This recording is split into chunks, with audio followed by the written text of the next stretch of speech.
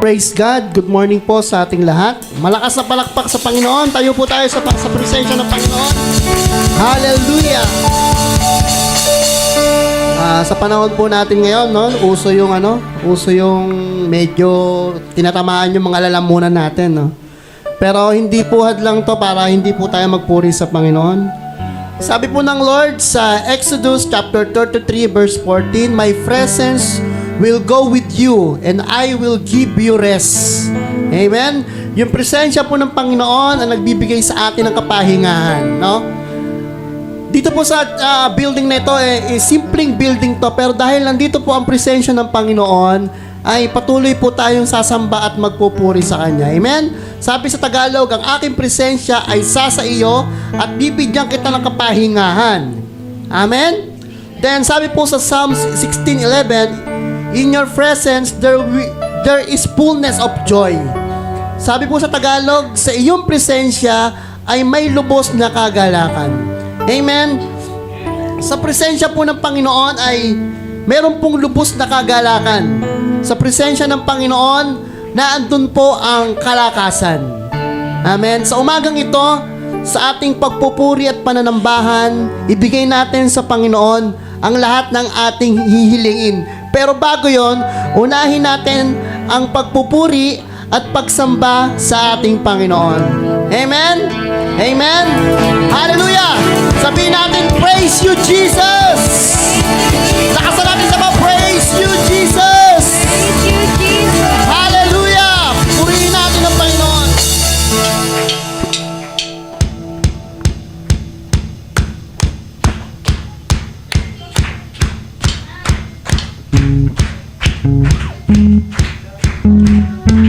Palakpakan natin ang mga kamay. Hallelujah!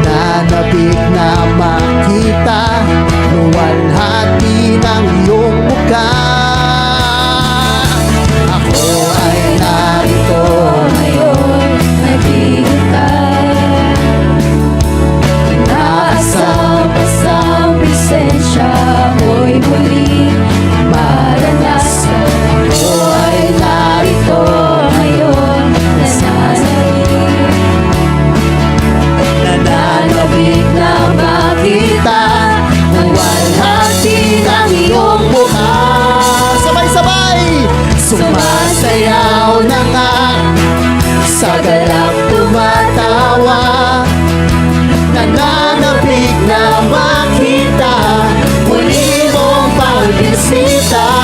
Panginoon, Panginoong Jesus, malayang malaya ka, baguhin mo ang buhay ko, ako'y iyong.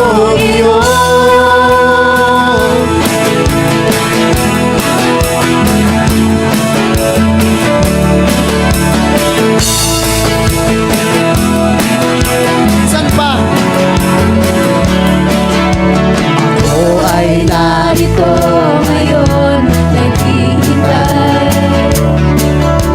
Inaasam-asam, presensya mo'y muli maranasan. Ako ay narito ngayon, nananabik. Nananabik na makita, luwalhati ng iyong mukha. Sumasayaw na nga, sa galak tumatawa, nananabik na makita, muli mong pagbisita. Panginoon, Panginoong Jesus, malayang malaya ka,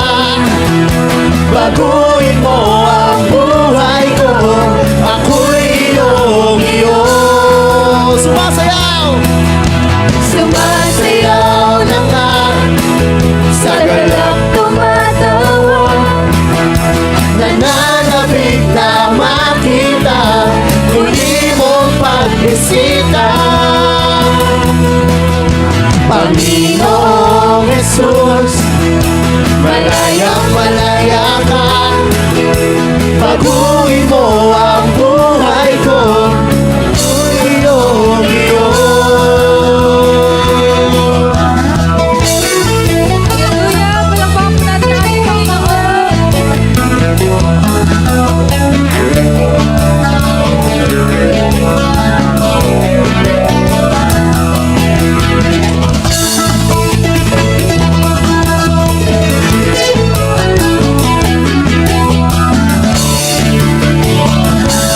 Hallelujah! Minsan pa, sumasayaw na! Sumasayaw na nga, sa galang tumatawa, sa kanta, nananabik na makita, muli mong pagbisita. Panginoon! Panginoong Jesus, malayang malaya ka. Baguhin mo ang buhay ko, ako'y iyong iyo. Sumasayaw! Sumasayaw na nga, sa galak tumatawa, nananabik na makita, muli mong pagbisita.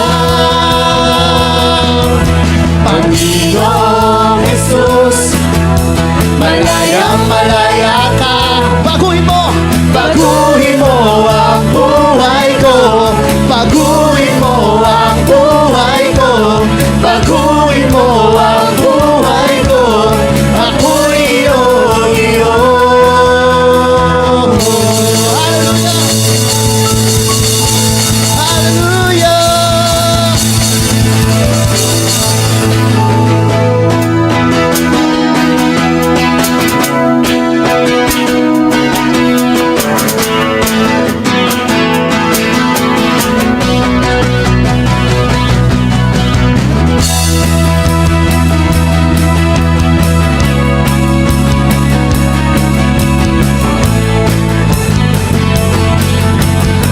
Huwag na sa Panginoon! Diyos na makapangyarihan, hari ka taas-taasan, sa aking puso ay nananahan. Pagpapala mo pasama ay laging nararanasan, kailan may hindi mag-iisa. Diyos na makapangyarihan, hari ka taas-taasan, sa aking puso ay nananahan. Pagpapala mo't pasama ay laging nararanasan, kailan may hindi mag-iisa. Pangako mo sa'kin, hindi ako iiwan. Sa bawat sandali ay lagi sasamahan. Banal na Espiritu, hatid ay kalakasan, upang lahat ng bagay ay, hallelujah, mapagtagumpayan.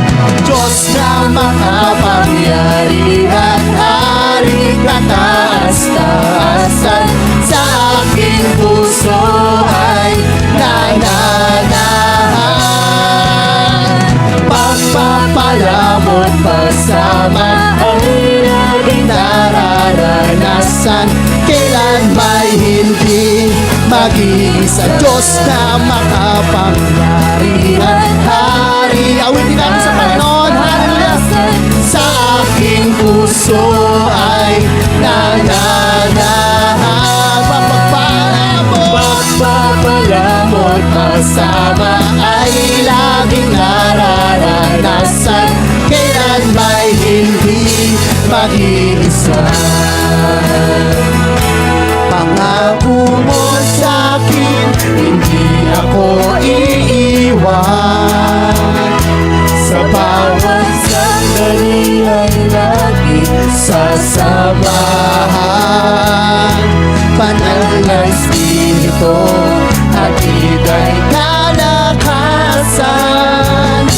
upang lahat ng bagay ay mapagtagumpayan. Pangako mo, hindi ako iiwan.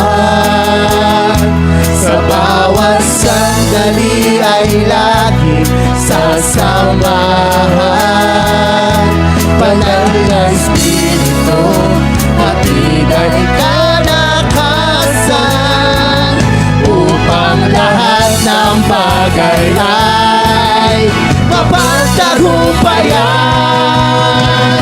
Diyos na makapangyarihan, Hari ka taas-taasan, sa aking puso ay nananahan.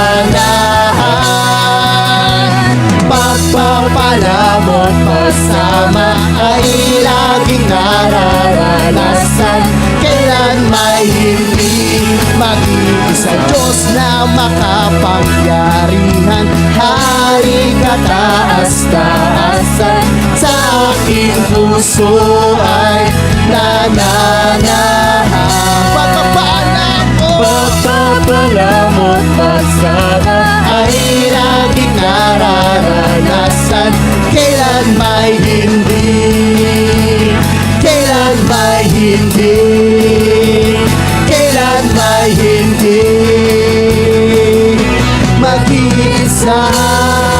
Malakas ang palakpak sa Panginoon. Hallelujah!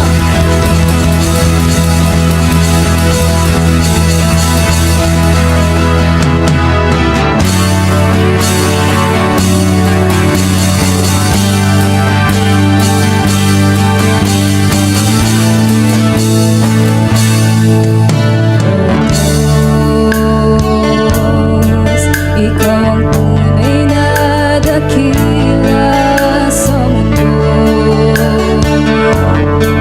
Ikaw ang haring nagmahal ng tulad ko. Ginawa mong lahat, pag-ibig mo ay tapat at wagas. O Diyos, wala nang papantay sa kabutihan mo. Sabayin natin ang ating Panginoon. Ang Hallelujah. ngalan mo'y itataas sa buhay ko. Sundin ang loob Taas natin ang ating mga kamay. Hallelujah. iparinig ang nais mo. Sa lahat ng panahon, Diyos ka sa amin. Sa lahat ng oras na yan para sa amin, Panginoong Jesus, purihin ka. Dakilain ka sa buhay ko, aming Ama.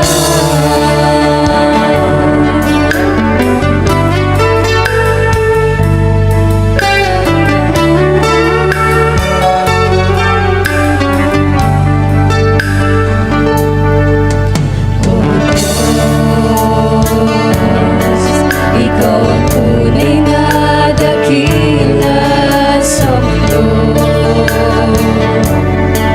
Ikaw ang haring nagmahal ng tulad ko. Ginawa mong lahat, pag-ibig mo ay tapat at wagas. O Diyos, wala nang papantay sa kabutihan mo. Ang ngalan mo'y itataas sa buhay ko. Sundin ang loob mo, iparinig ang nais mo. Sa lahat ng panahon, Diyos ka sa amin. Sa lahat ng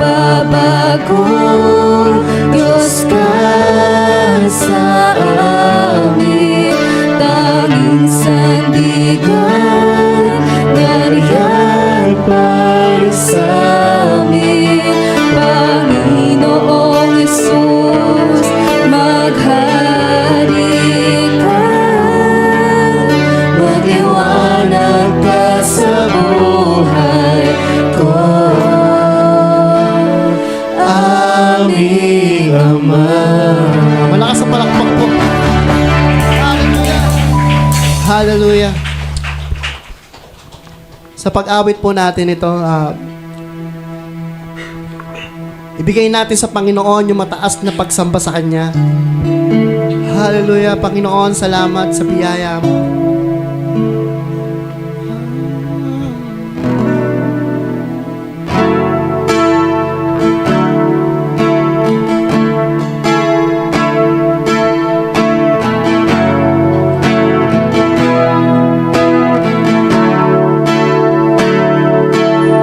Bawat oras, walang hanggan, pagpupugay ang inaalam ng mga anghel at nilikha. Isang tinig ng malugod na pagsimba. Banal ang Panginoon, banal ang Panginoon. Hallelujah, purihin ka, dakilang hari, luwalhatin ka, makapangyarihan, kataas-taasan. Ikaw ang Diyos magpakailanman. Minsan pa, bawat oras, walang hanggan, pagpupugay ang inaalam ng mga anghel at nilikha. Isang tinig na malugod na pagsamba. Banal ang Panginoon, banal ang Panginoon, banal ang Panginoon. Hallelujah, purihin ka, dakilang hari, luwalhatin ka, makapangyarihan, kataas-taasan. Ikaw ang Diyos magpakailanman. Hallelujah! Hallelujah, purihin ka, dakilang hari, luwalhatin ka, makapangyarihan, kataas-taasan. Ikaw ang Diyos magpakailanman. Sa'yo ang karangalan, lubos ang kabutihan. Bukas ngayon maghari ka, maghari ka. Ika'y papupurihan, sambahin ang iyong pangalan. Bukas ngayon maghari ka, maghari ka. Sa'yo ang karangalan, lubos ang kabutihan. Bukas ngayon maghari ka, maghari ka. Ika'y papupurihan, sambahin ang iyong pangalan. Bukas ngayon maghari ka. Hallelujah, purihin ka, dakilang hari, luwalhatin ka,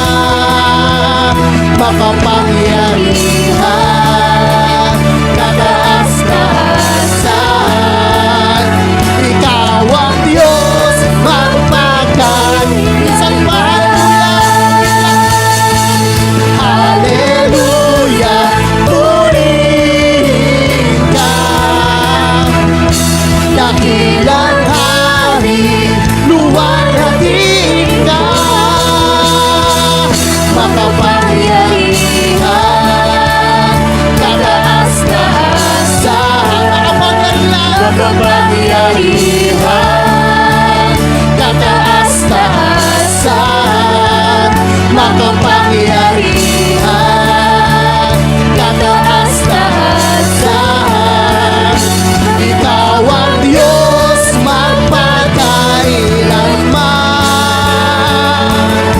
Ikaw ang Diyos magpakailanman.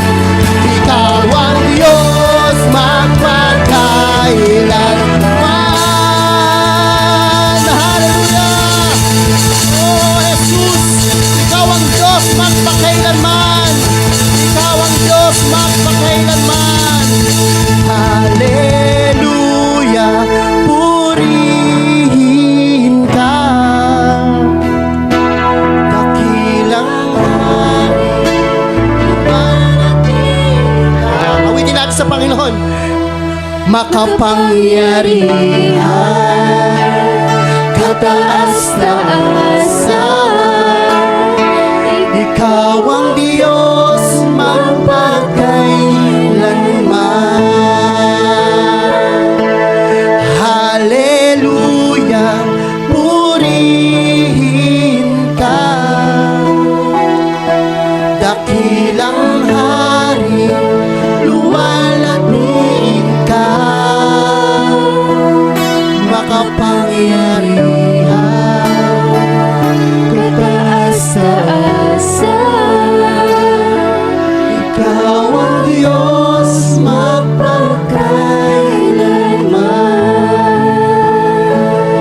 Makapangyarihan, kataas-taasan, ikaw ang Diyos magpakailanman.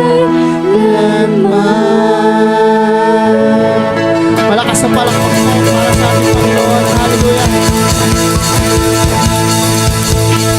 Panginoon, sa umaga pong ito, Panginoon, ikaw ang Diyos magpakailanman. Sa aming buhay, sa aming bansa, sa aming church, Panginoon, sa aming relationship, Panginoon.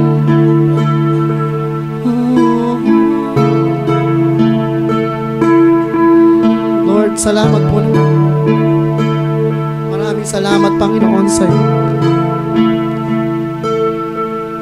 Lord, sa umaga pong ito, Panginoon, nananalig po kami, nananampalataya sa mga bagay na ginagawa niyo po sa buhay po namin. Panginoon, sa iglesyang ito, Panginoon, naniniwala po kami at nagtitiwala, Panginoon, na sinasamahan niyo po ang bawat isa sa amin, Panginoon. Walang babae at lalaking maitaas, Panginoon, sa iglesyang ito, kundi ang kapangyarihan mo lamang, Panginoong Yesus. Panginoon, salamat dahil alam po namin sa lahat ng bagay kumikilos ka, Panginoon, sa buhay po namin. Sa umagang ito, Panginoon, magrema sa amin ang iyong mga salita, Panginoon. Sa umaga pong ito, Panginoon, samahan niyo po kami, Panginoon, sa lahat pa ng aming gagawin. Lalo-lalo na po sa pakikinig ng iyong mga salita, Panginoon. Panginoon, salamat po ng marami sa iyong mga pangako, sa iyong mga anak, sa mga oras na ito. Dumaan man kami sa mga pagsubok bago kami pumunta sa lugaring ito, Panginoon. Naniniwala po kami na may ginagawa ka na sa buhay po namin. Maraming salamat, Panginoon. Kaya naman po, Panginoon, sa umagang ito, dinadalangin po namin sa iyo ang aming mga kapatiran na wala rito, Panginoon. Even the online, Panginoon, sa mga kapatiran po namin nakikinig, magrema ang iyong mga salita sa buhay po nila, Panginoon. Maraming salamat po, Panginoon. Kaya, Panginoon, kami po'y naniniwala sa iyong mga pangako. Kaya naman po, Panginoon, salamat sa iyong pagmamahal at binabalik po namin na mataas na papuri at pagsamba sa pangalan po ng aming Panginoong Yesus. Sa lahat ng sabi ng Amen! Malakas ang palakpak po para sa ating Panginoon. Hallelujah! Maaari na po tayo makaupo. Ayan. Napakabuti po na ating Panginoon. Amen? Sige nga po, isa nga pong malakas na hallelujah! Hallelujah! Praise God! Ayan, napakabuti po na ating Panginoon dahil Napakasarap nga lang pong alalahanin na talagang ang Diyos, sabi niya sa kanya mga pangako, sabi nga sa mga kinanta din natin, hindi tayo iiwan ng Panginoon, hindi tayo nag-iisa. At ang ating Diyos, siya yung Diyos natin sa lahat ng panahon ng ating buhay. Amen? Amen. Ngayon po, idadako na po tayo sa ating pagbibigay sa ating Panginoon. Did you know? Ayan, merong merong parang trivia. Did you know that giving, whether time or gifts, triggers a helper's high? By activating brain rewards pathways, releasing dopamine and oxytocin. Alam niyo po yung dopamine and oxytocin? Scientifically, yun po yung parang feel-good brain. Yun po, kapag may dopamine daw po tayo, ibig sabihin happiness yon. Ganon din pag oxytocin, parang nagtatransmit siya sa atin yung neurons natin, sinasabi na nagkakaroon tayo ng trust, sympathy, ganon. So, ibig sabihin, nagkakaroon ng peace kasi may trust ka, di ba? Sa our relationship sa ibang tao. So, sabi dito, when you're giving daw, so nag-a-activate daw yon yung happiness at saka yung pagkakaroon natin ng social relationship through trust and sympathy sa ating kapwa. Sabi dito, it reduces stress. Pag nagbibigay ka daw, it reduces stress, nagpapababa ng blood pressure, at nag-i-increase ng longevity. Ibig sabihin, humahaba ang buhay. So, hindi ka na stress, mababa pa ang BP, mahaba pa ang buhay. It fosters social connection and enhances mental well-being for both giver and recipient. So, kapag po pala tayo nagbibigay, masaya na, may kapayapaan pa, may relationship pa, at mas mahaba ang buhay. Kaya po siguro, sabi ng ating Panginoon sa kanyang salita, He loves a cheerful giver. Kasi ang ating Panginoon mismo, He is a giver. Amen? Sa atin po, tayo ang kanyang recipient. Kaya nga meron tayong relationship sa kanya. Kaya meron din tayong reason para pasalamat sa ating Panginoon. Kasi ano naman ang kapalit na binibigay ng Lord? 'Di ba?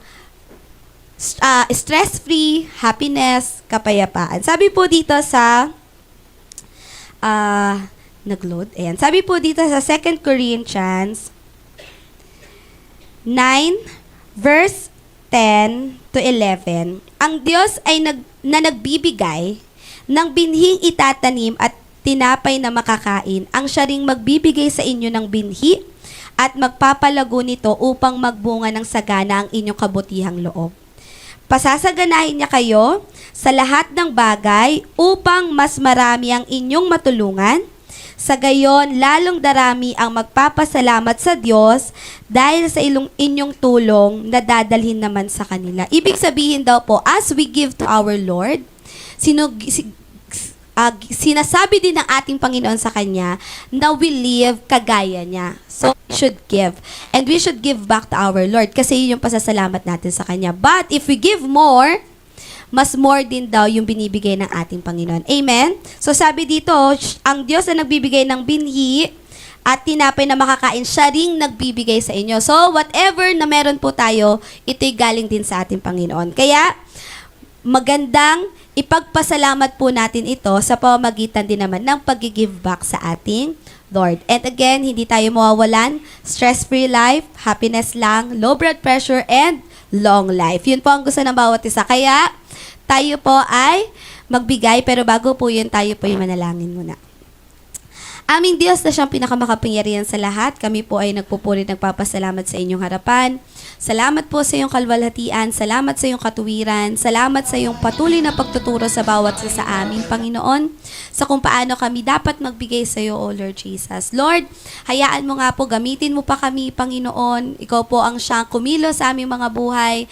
Kung paano pinagpapala mo kami, maging pagpapala din kami sa iyo, Lord God, at maging sa aming kapwa, Panginoon. At ikaw po, Lord God, ang hindi magkukulang, Lord God, sa lahat ng aming mga pangailangan. For you are our great provider, O O Lord. We trust in you, O Lord Jesus. We worship you, Lord God, with our lives, Panginoon, and whatever we have, Panginoon. Kaya anuman po yung aming ipagkakaloob ngayon sa inyo, sa aming kaloob at handog, Lord God, dalangin po namin, maging mabangong samyo ito sa iyong harapan, sa iyong kaharian, Panginoon, at magbigay ng ngiti sa iyong mga labi. Purihin ka po at sambahin ka sa pangalan ni Jesus. Amen. Tayo po yung magsitayo at buksan po natin ang ating mga Biblia sa Aklat ng Mateo, Kapitulo 17, talata 20. Sumagot siya, dahil sa maliit ang inyong pananampalataya, tandaan ninyo, kung kayo'y mananampalataya sa Diyos, nasing laki ng buto ng mustasa, maaari ninyong sabihin sa bundok na ito, lumipat ka ron at ito'y lilipat nga. Tunay na walang bagay na hindi ninyo magagawa. Ngayon naman, atin naman pabuksan ng ating Biblia sa Aklat ng Mateo, Kapitulo 21, talata 22. Ano mang hingin ninyo sa panalangin ay tatanggapin ninyo kung naniniwala kayo. Ngayon po, maaari na po tayo magsiupo. Okay, magandang umaga po sa ating pong lahat. Yung pong isang binasa po ng ating tagapagbasa ay meron pong kinalaman sa pananampalataya na singliit ng mustasa. Alam niyo po yung mustasa, halos yung buto ng mustasa, halos hindi mo makita. Pag inilagay mo sa isang malinis na papel na kulay puti, naglagay ka ng isa, kahit papaano makikita mo siya. Pero kung yun ay bumagsak lang sa floor, hindi mo talaga siya makita sa sobrang liit. Pero sabi po ng Biblia, yung ganong kaliit, enough, basta totoo lang, may pwedeng mangyari. Kaya sabi niya, kahit po yung bundok, pwede mong ilipat. Ngayon, meron pong nagkwento, o may nabasa po ako, na gusto niyang maipakita, o gusto niyang maranasan, na totoo ba na yung bundok pwedeng ilipat sa isang lugar. So, siyempre, sa damdamin niya, parang imposible. Pero sa pagbabasa niya ng Biblia, inilagay niya yung kanyang puso sa isang sitwasyon na hindi pwedeng hindi kaya ng Diyos na ilipat ang isang bundok patungo doon sa isang lugar. Ang bahay niya kasi nasa harap ng bundok. Sabi niya, may katotohanan kaya itong sinasabi ng Biblia. Nanalangin siya. Siyempre, hindi yan naman agad-agad nangyari. Pero lumipas po ang panahon, yung lugar na may bundok, ginawang subdivision. O di napatag. Pagkatapos, yung lupa na pinag-alisan, lumipat doon sa kabila. Doon naman nagkaroon ng bundok. Sabi niya, Lord, totoo pala na yung bundok pwedeng ilipat papunta ron sa kabila. Isang kwento na hindi man agad nangyari, pero ang katotohanan, nangyari. Yun ay doon sa kanyang pananampalataya. Kaya yun po yung ating paksa ngayon, faith that can move mountains. No? At alam naman natin dito, pag sinabing mountains, dito, ito po yung mga challenges natin sa buhay. Yung lahat ng mga problema na parang sa tingin natin, hindi natin kayang lampasan.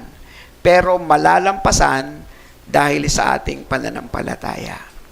Meron din pong isang kwento, bawat pangyayari sa kanyang negatibo, reklamo siya ng reklamo sa Diyos. Halimbawa, kahit nadapa lang siya, sinisisi niya ang Diyos. Hindi mo ako mahal kasi pinahintulutan mo akong madapa. O, nadapa lang yan pero sinisisi niya ang Diyos. Pagkatapos, nagkaroon siya ng negosyo, nalugi, sinisi na naman ng Diyos. May anak na nagkasakit, sinisi ang Diyos. Basta lahat ng mga negatibo na nangyayari sa kanya, sinisisi niya ang Diyos. Isang araw, sa kanyang pagtulog, dinalaw siya sa panaginip. At ang kanyang napanaginipan ay isang anghel na nagsalita sa kanya. Ang sabi sa kanya, baguhin mo ang iyong ugali. Tuwing may mangyayari sa iyong negatibo, imbis na sisihin mo ang Diyos, pasalamatan mo ang Panginoon. O, dinaulit uli. May nagkasakit. Panginoon, salamat po. Kahit may nagkasakit, alam naming Diyos kayong nagpapagaling. Nagnegosyo, nalugi uli. Panginoon, salamat po. Kahit nalugi po yung aking negosyo, alam kong kayong Diyos na walang imposible. So, natuto siyang magpasalamat sa lahat ng nangyayari sa kanya. At sa kwento ng kanyang kasaysayan, kung saan siya laging nagdaramdam, ibinalik ng Diyos at pinalitan dahil sa kanyang mapagpasalamat na puso. Alam po ninyo, mga minamahal kong kapatid sa Panginoon, pag hindi nyo talaga naintindihan ang Diyos, hindi nyo ibibigay ang buong tiwala sa Kanya. Pag hindi makukumbinsi ang isip at puso mo na kaya ito ng Diyos, kahit ang mga bagay na maliit sa buhay mo, hindi mo magagawang ipagpasalamat at ipagkatiwala sa Diyos. Pero kapag po ang Diyos ay talagang nabuo na sa isip mo na kaya niya ito, imbis na pagkabalisa, no, ang inyong mararanasan, kapayapaan sa puso, matapos niyong ipagkatiwala sa Diyos ang lahat. Kaya ang tanong po dito, at what stage or level is your faith now? Nasa na ba ang iyong pananampalataya ngayon sa Diyos matapos mong makilala ang Panginoon? So here, we have a Bible classic examples of faith in action. Tingnan po ninyo ha. Una, the woman with the issue of blood. Ito po yung matagal nang dinudugo, no? Pero tingnan po niyo ang kanyang kwento. Sabi niya dito, "Daughter, your faith has healed you. Go in peace." No? Anak, ang iyong pananampalataya ang nagpagaling sa iyo. Humayo ka ng payapa. Tingnan natin ang kwento. Marcos 5:25-34.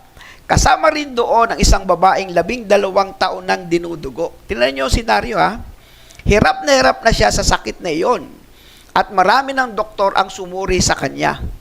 Naubos na ang kanyang ari-arian sa pagpapagamot, ngunit hindi pa rin siya gumagaling. Sa halip, lalo pang lumalala ang kanyang karamdaman. Nabalitaan niya tungkol kay Jesus, kaya nakipagsiksikan siya. Pananampalataya yun eh. Pero nyo, nakipagsiksikan siya hanggang sa makalapit sa likuran ni Jesus at hinipo ang damit nito. Sapagkat iniisip niyang mahipo ko lang. O, tinan niyo yung pananampalatayang yon. Mahipo ko lang ang kanyang damit, gagaling na ako. O, yan ang pananampalataya eh. No? Hindi negatibo. Positibo ang kanyang pananaw. Agad ngang tumigil ang kanyang pagdurugo at naramdaman niyang magaling na siya. Sinalita lang ng kanyang bibig. Imbis na pagsisi sa Diyos, ang sabi ng kanyang puso, mahipo ko lang ang kanyang damit, gagaling na ako. Naramdaman agad ito ni Jesus na may kapangyarihang lumabas sa kanya. Kaya't bumaling siya sa mga tao at nagtanong, sino ang humipo sa aking damit? O, sumagot ang kanyang mga alagad, nakikita po ninyong napakaraming nagsisiksikan sa paligid nyo. Bakit pa ninyo itinatanong kung sinong humihipo sa damit nyo? Ibig sabihin, ang daming tao. Di ba? Pero sa dami ng tao ngayon, marami osyoso lang. Nakikiosyoso lang. Parang artista si Jesus, gusto lang makita, pero hindi interesado kay Jesus. Merong isang nagkaroon ng interes, yung babaeng dinudugo ng 4 na taong hindi gumaling-galing, na ang kanyang pananampalataya, mahipo ko lang, gagaling na ako. Nang mahipo niya, gumaling. Sabi ng Biblia, may kapangyarihang lumabas sa akin. O, kita nyo? Anong mensahe sa atin ng Diyos? Kahit madami tayo, kaabutin ng Diyos kung sino man sa atin na may problema ngayon. Amen ba yan? Kahit hindi tayo magsalita. Kasi ito nga, ang dami-daming ang tao na humihipo eh. O ano sabi? Subalit, lumingon-lingon si Jesus upang tingnan kung sinong humipo sa damit niya. Palibas ay alam ng babae ang nangyari, siya ay nanginginig sa takot na lumapit kay Jesus, nagpatira pa, at ipinagtapat ang buong katotohanan. O, tingnan ninyo. Subalit, sinabi sa kanya ni Jesus, anak, pinagaling ka ng iyong pananampalataya. Umuwi ka na at ipanatag mo ang iyong kalooban, ikaw ay magaling na. Amen mo ba yan? O, di ba? Ang pananampalataya ay napaka-positibo. Sabi ko nga sa inyo, kahit sa kaligtasan, pag hindi ito positibo, walang kaligtasang mangyayari sa iyo. Kinakailangang maniwala kang totoo. Another kwento, the two blind men. Sabi naman dito, according to your faith, let it be done to you. Ayon sa iyong pananampalataya, mangyari ang lahat ng ito. Hinipo ang kanilang mga mata at sinabi, mangyari ang ayon sa inyong pananampalataya. O, di ba? Pangatlo naman, the Canaanite woman's daughter. O, ito naman, may sakit yung kanyang anak. Woman, great is your faith. Let it be done for you as you desire. At sinabi sa kanya ni Jesus, ginang, napakalaki ng iyong pananampalataya. Mangyari ang hinihiling mo. At noon day gumaling ang kanyang anak. Kaya kahit na halimbawa, merong may sakit, pagkatapos ipinanalangin mo, buo sa isip mong gagaling siya kahit hindi gumagaling. Nakuha niyo po? Ang Diyos ay kikilos sa kanyang kaparaanan, hindi sa kaparaanan mo. Hindi pagka nanalangin ka, dinilig ng Diyos agad, kaya ang tao minsan naglalapitan ay sa tao na nagpapagaling. Diba? Halimbawa ako, tuwing ako'y mananalangin, gumagaling, may naghihimala, lalapit kayo ng lalapit sa tao. Ay, ito, taong ito, pag itinanalangin, gagaling. Kaya lahat ng prayer request, itinatapon sa tao. Hindi niya nakikita yung kanyang sarili, pwede pala siyang manalangin sa pananampalataya at makakaranas din siya ng paggaling ng Diyos. Paggaling ng may sakit dahilan sa kanyang pananampalataya. O ito naman, bulag sa lugar ng Jericho. Number 4, receive your sight. Your faith has healed you. O, di ba? Sabi dito, at sinabi ni Jesus, makakakita ka. Pinagaling ka ng iyong pananampalataya. O, di ba? Kitang-kita naman ninyo, faith that can move mountain. Kayang-kayang pagalingin ng Diyos at itulungan tayo ng Diyos sa pinakamabibigat nating problema. Manampalataya ka lang. Si Pedro, nung manampalatayang lalakad sa dagat, sa ibabaw ng dagat, nakadakad naman. Nung tumingin siya sa alon, nawalan yung pananampalataya, lumubog siya. Nang magsabi siya ng saklolo, sinakluluhan siya ni Jesus, muling bumalik ang kanyang pananampalataya. Nakuha po ninyo? Kaya siya nakasurvive. Pero kung nag-alinlangan siya, na siya sasagipin ni Jesus, lulubog siya ng lulubog. Pero dahil sumigaw siya ng saklolo, tulungan mo ako, pananampalataya uli yun. And then si Jesus naman, tumulong sa kanya. And then ito na naman, Jesus heals 10 lepers. Oh, your faith has saved you. Sinabi ni Jesus sa kanya, tumayo ka na at umuwi, pinagaling ka ng iyong pananampalataya. 10 kitongin, no?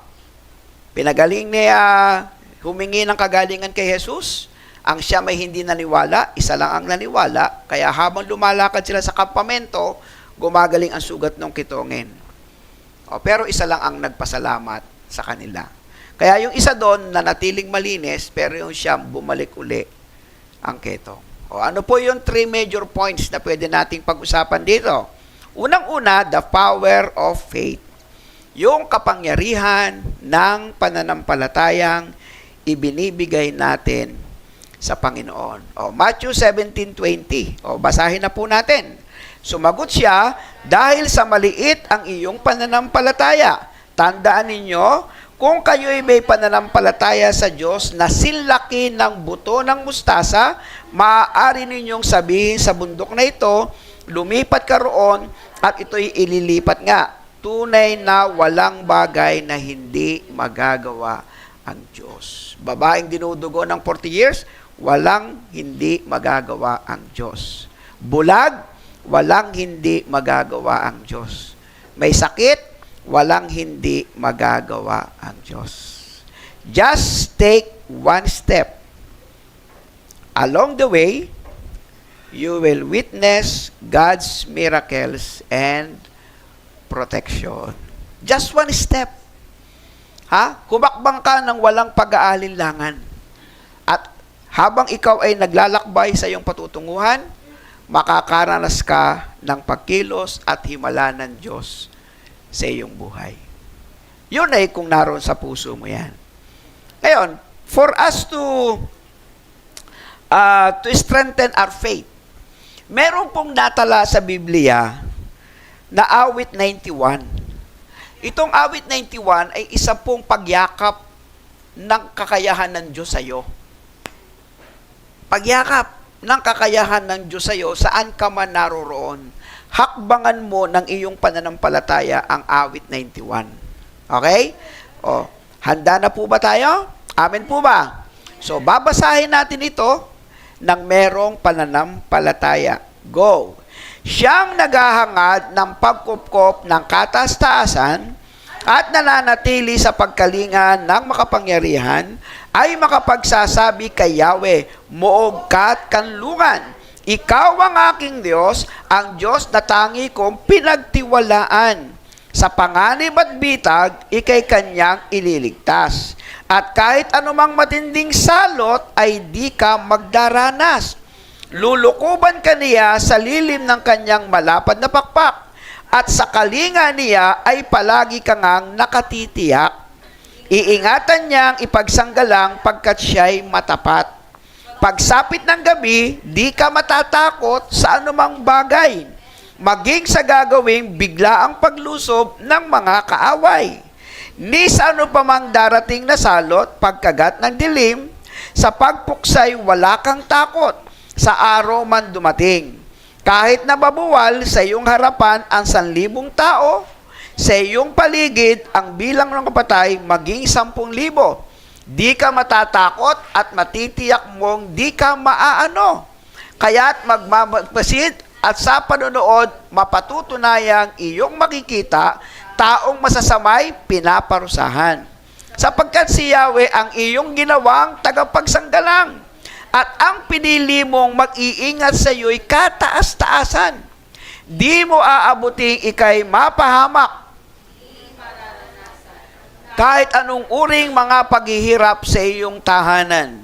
Sa kanyang mga anghel, ikay itatagubilin saan mang dako maparoon, tiyak kang iingatan. Sa kanilang mga kamay, ikay aalalayan. Nang sa mga bato, paamoy hindi masasaktan. Iyong tatapakan kahit mga ahas o liyong mabagsik, di ka maaano ng mga serpiente at liyong mababangis. Ang sabi ng Diyos, ililigtas ko ang mga tapat sa akin at iingatan ko ang sino mang taong ako'y kikilalanin. Kapag sila'y tumawag, laging handa ako na sila'y pakinggan. Aking sasamahan at kung may problema ay sasaklolohan. Aking ililigtas at ang bawat isa ay pararangalan. Sila'y bibigyan ko't gagantimpalaan ng mahabang buhay at nakatitiyak tatamuhin nila ang aking kaligtasan. O, di ba? Yung awit na 91, isa po yan sa niyayakap na talata sa Biblia o kapitulo sa Biblia. Niyayakap po yan ng talagang may totoong pananampalataya sa Diyos. No? Hindi po siya tiwala sa kanyang kayamanan para siya maligtas sa araw-araw. Ang tiwala niya palagi ay sa Diyos. No? Hindi siya tiwala sa kung ano man ang kakayahan ng medisina, doktor o gamot. Ang paniniwala niya ay sa Diyos na siyang nagpapagaling. Palaging doon siya nakatingin sa mas mataas, doon sa mga nilikha ng Diyos o nilalang ng Diyos sa atin. Sana po ganun din po tayo. Kung paano pong binaybay ni David ang mga bagay na ito sa sobrang laki ng pananampalataya niya kay Yahweh, ganun din po nawa tayo. Upang maalis tayo sa pagkabalisa, upang maalis tayo sa pag-aalinlangan at pag-aalala. No? Ang pananampalataya po ay makapangyarihan. Ano nga ba ang kalikasan ng pananampalataya? The nature of faith. Sabi ng Hebreo 11:1, ang pananampalataya ay katiyakan na mangyayari ang ating mga inaasahan at paninindigan tungkol sa mga bagay na hindi nakikita. Hindi pa nangyayari, Pero ang pananampalataya mo ay walang dudang hindi nag-aalinlangan na mangyayari ang mga bagay na hindi pa nangyayari. Pananampalatayang marunong mag-antay. Pananampalatayang tiwala siya sa oras ng Diyos, sa kalooban ng Diyos, hindi sa kanyang kalooban. Kasi pagka hindi po tayo tumingin sa Diyos sa iyong pananampalataya, maiinip ka. Maiinip ka sa tagal ng panahon ng pag-aantay. Tama ba? Kasi meron ka talagang gusto. Pero bumibilang na ang maraming taon, parang tahimik ang sitwasyon. Parang tahimik ang Diyos. Ang totoo po niyan, ang tunay na pananampalataya, hindi mo man nakikita pa, nananampalataya ka na. Hindi pa man nangyayari, naniniwala ka na. Kaya sabi dito, faith must be without doubt. Ang pananampalataya dapat hindi nag-aalinlangan. Faith is confidence in what we hope for, the evidence of things not seen. No? Ang pananampalataya ay may kapanatagan sa mga bagay na inaasahan at sa mga bagay na darating pa lang. So, how do we apply faith? Number 3, applying faith. Matthew 21:22, basahin po natin. Anumang hingin ninyo sa panalangin ay tatanggapin ninyo kung sabay-sabay nga po tayo. Sandali lang po. Gawin natin personal.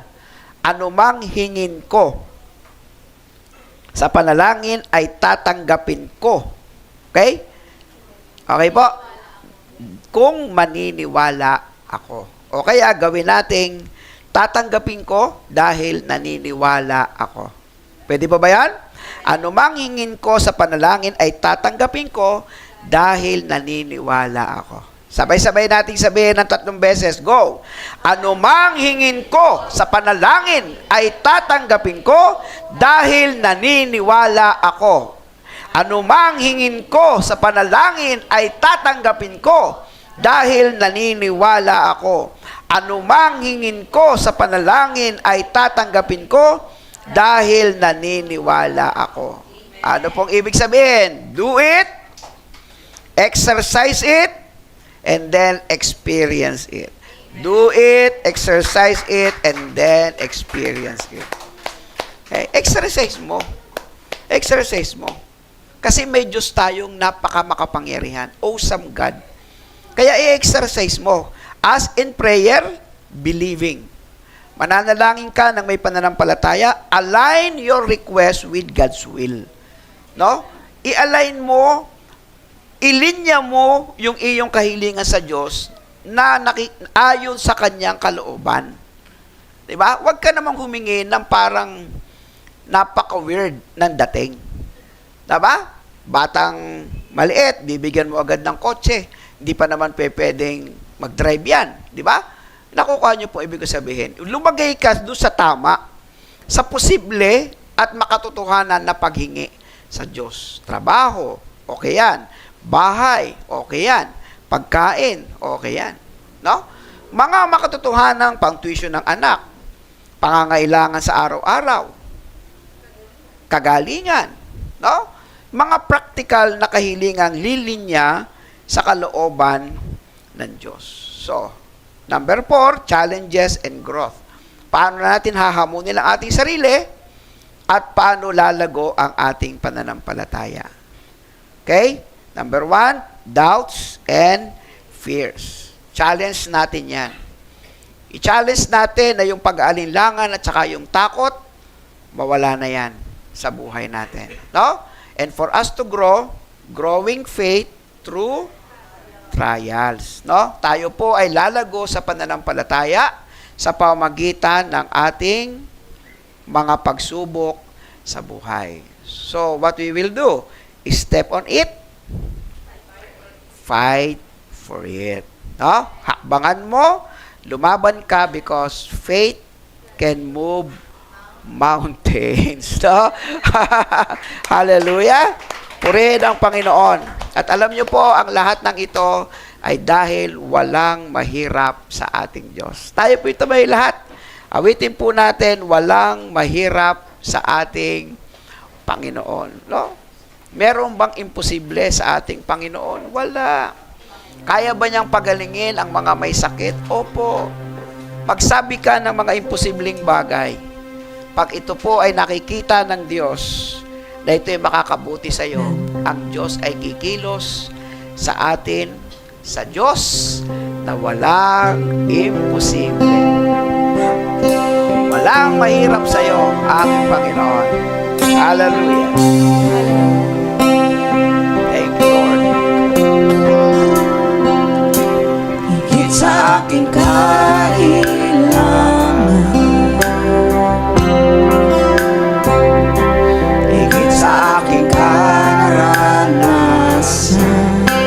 Amin po tayo. Higit sa aking isipin. higit sa aking isipin, Ay kaya mong gawin. ay kaya mong gawin. Higit sa aking kalakasan. Sa aking kalakasan, Palakasin po natin ang ating pananampalataya sa ating Panginoon. minsan ay di nagkulang. Higit sa aking isipin. Higit sa aking isipin, Ay kaya mong ay gawin. kaya mong gawin. Bawat araw. Bawat araw ko Ay hawak mo. hawak mo. Di mangangamba sa piling mo. Taas po natin ang ating mga kamay sa Panginoon. Walang mahirap sa'yo. Walang mahirap sa'yo. Ikaw ang Panginoon na makapangyarihan. Walang mahirap sa'yo. Walang mahirap sa'yo. Walang mahirap sa'yo. Walang mahirap sa'yo. Ikaw ang Panginoon na makapangyarihan. Walang mahirap sa'yo. Walang imposible sa'yo. Hallelujah! Walang imposible sa'yo. Walang imposible. Walang imposible sa'yo. Pagkat ikaw ang Panginoon na makapangyarihan. Walang imposible sa'yo. For the last time, let's sing. Walang imposible sa'yo. Walang imposible sa'yo. Ikaw ang Panginoon Na makapangyarihan. Walang imposible. Walang imposible. Walang imposible sa'yo.